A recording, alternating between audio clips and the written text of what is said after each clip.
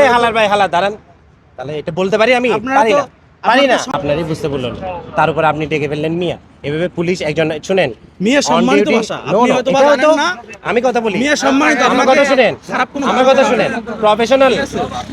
আমি কিন্তু পেশাদারিত্ব পালন করতেছি, আমি এখানে সিভিলিয়ান না, আমি কিন্তু পেশাদারিত্ব পালন করতেছি।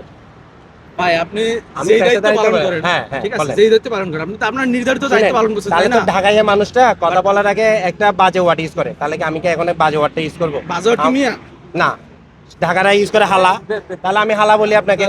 এই হালার ভাই হালা দাঁড়ান, তাহলে এটা বলতে পারি আমি? আপনারা পারি তো না, পারি না। সম্মানিত ভাষায় ভাবে বলা হয়েছে, তাহলে তাই না?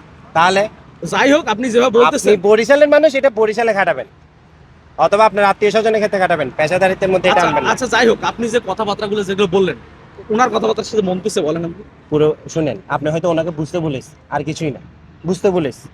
যান, ধন্যবাদ।